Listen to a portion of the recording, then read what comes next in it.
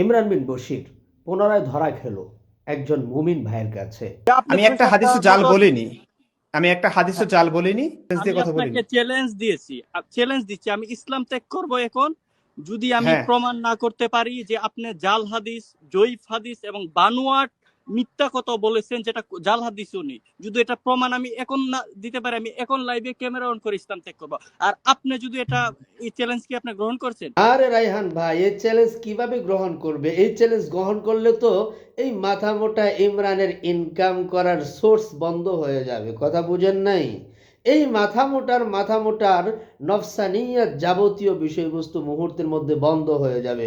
সুতরাং রায়হান ভাই, কিয়ামত তক সময় দেন, এই মাথা মোটা ইমরান আপনার চ্যালেঞ্জ অ্যাকসেপ্ট করবে না। আমি তো হ্যাঁ, বহু চ্যালেঞ্জ আগে থেকে করবো, বলে বলতেন। আসছি আহমদুল্লাহ আজহারিকে নিয়ে আসেন। চিন্তা করেন, জেনারেল শিক্ষিত একটা ভাইয়ের সাথে এই মাথা মোটা ইমরান বিন বশির পারতেছে না, অথচ সেই পুরানো লেকচার এখনো মারতেছে। আমি তো অনেক আগেই বলেছি শায়েখ আহমদুল্লাহ আজহারিকে নিয়ে আসেন। এই মাথা মোটা, তুই কি পড়াশোনা করছস রে? শায়েখ আহমদুল্লাহ লাগবে না, আমার মতো আশরাফি যথেষ্ট। আয় আহনাফ টিভিতে প্রত্যেক রাত্রে লাইভ করি। তুই যদি না পারস, আসিফ মহিউদ্দিনকে পাঠা। তোদের মতো ব্যক্তিদেরকে শায়েস্তা করার জন্য আমাদের মতো আশরাফরাই যথেষ্ট। শায়েখ আহমদুল্লাহ আর আজহারির কোনো প্রয়োজন নাই। আমি তাদেরকে না না না, তাদের সঙ্গে কথা আহমদুল্লাহ বলবো। আজারি বলে এখন আপনার মিথ্যাটা এড়াতে পারবেন। আহমদুল্লাহ ধরা খাইছে ও খাইছে রে, মাথা মোটা ইমরান এবার ধরা খাইছে রে। রায়হান ভাই, আপনি যেই দেওয়াটা দিয়েছেন না, একদম। হ্যাঁ প্রিয় ভাইয়েরা, দেখেন শায়েখ আহমদুল্লাহ সাহেবের কথা এখানে বলতেছে, আলোচনা করতেছে রায়হান, ডাকতেছে আহমদুল্লাহকে, আলোচনা করতেছে রায়হান, ডাকতেছে আজহারিকে। হ্যাঁ, এই হচ্ছে ইমরান বিন বশিরের যোগ্যতা।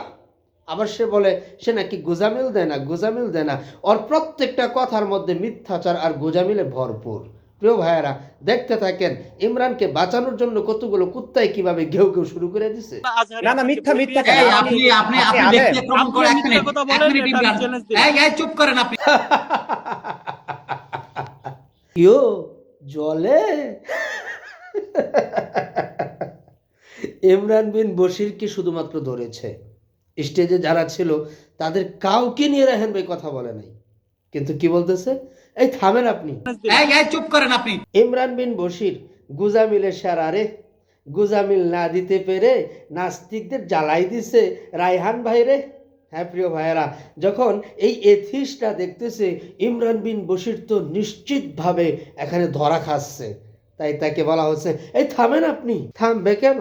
জলে পুরো গন্ধ বের হচ্ছে, জ্বলতে দাও, জ্বলতে জ্বলতে খাঁটি হয়ে যাইবা, জ্বলতে থাকো। তোমাদের মতো এথিস্ট যারা, তাদেরকে শায়েস্তা করার জন্য এই ছোট্ট ছোট্ট ভাই বেড়াদারের যথেষ্ট। শেখ আহমদুল্লাহর কোনো দরকার নাই। আমরা কি জাল হাদিস? তুই খালি লেখাপড়া করিস, আমরা করি না? এই কি রে জি ভাই, করেন তো, আমি তো ইমরান ভাইয়ের সাথে বরাবর ছিলাম। রায়হান ভাই ছিলেন একা, তাই নাস্তিকরা ভাবলো মাঠটা তো ফাঁকা, তাই ভেবেই ঘেউ ঘেউ শুরু করে দিল। মানে ইমরান বিন বশির কি যে করে হোক বাঁচাতে হবে, এখানে তো মাঠ ফাঁকা। ইমরান বিন বশিরের মান ইজ্জত সম্মান সব তো পাংচার করে দিচ্ছে এক রায়হানে, তাই সবাই ঘেউ ঘেউ শুরু করছে। এক পর্যায়ে হেত হুত করা শুরু করে দিছে। হ্যাঁ, যত এথিস্ট আছো তোদেরকে বলছি, ইমরান বিন বশিরের মান সম্মান বাঁচানোর জন্য অন্তত পক্ষে সবাই একত্রে থাকিস।